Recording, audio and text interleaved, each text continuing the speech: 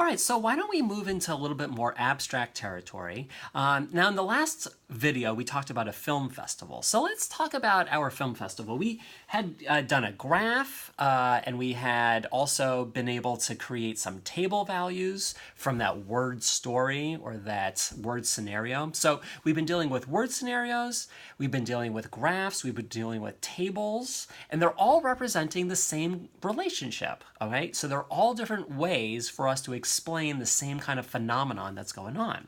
Well, there's yet another way that we can basically model what's going on, and we call that using an equation. All right, so an equation can give us the same kind of analysis and feedback that we were getting through all these other methods that we've been using. Let's look how it works.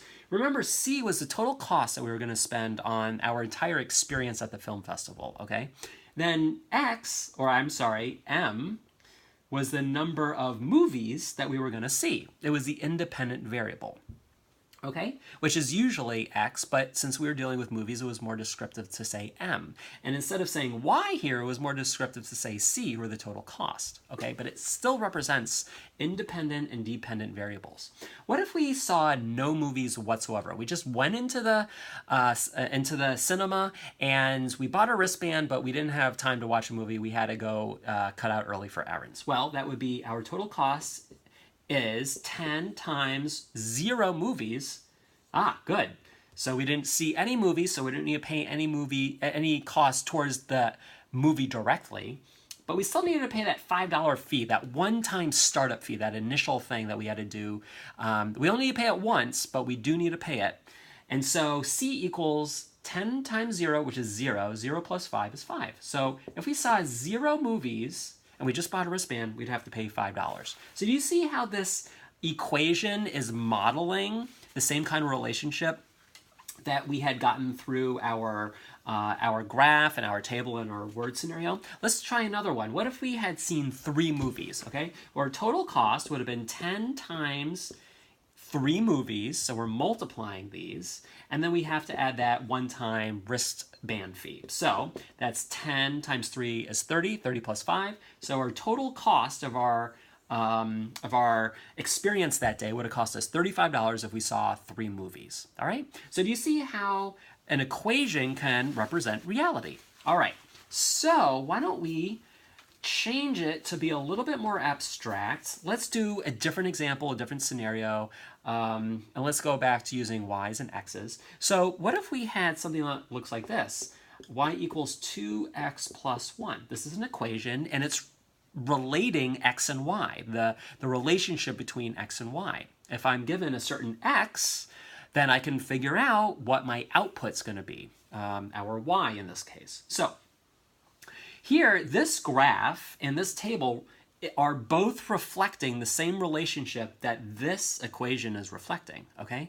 So let's just play around with it and see what happens. So what if I said x here? What if I had the independent variable value be -2? All right, so y equals 2 times, in this case, our x is going to be -2 plus 1. All right, so using PEMDAS, remember you need to do multiplication and then addition.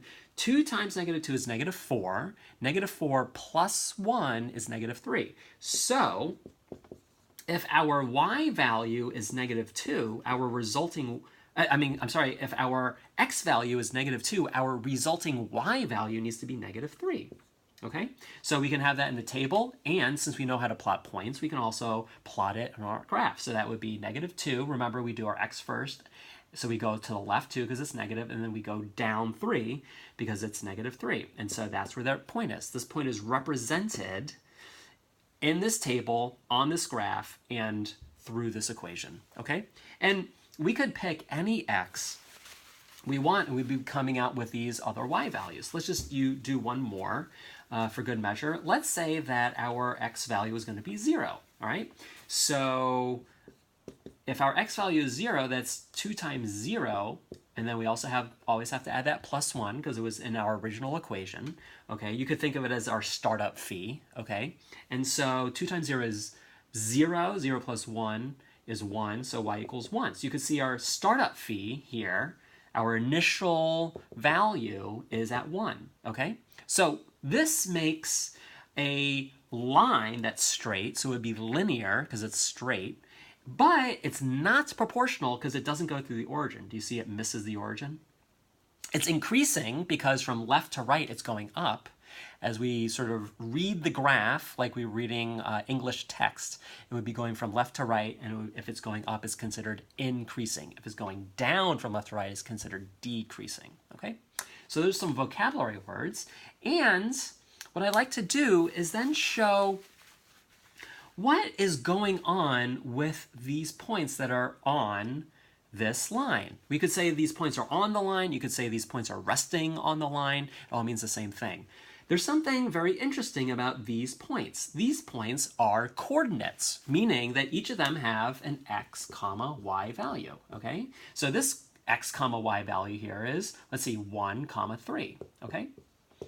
If I plug in 1 for the x value and 3 for the y value, because this point is on the line, it will make the equation balanced, meaning that all of the points that rest or lie or are on the line will make the equation balanced, okay? Points that are not on the line, when plugged in, the x and the y values plugged into this equation, they will not make the equation balanced. So what does it mean to be on the line of an equation?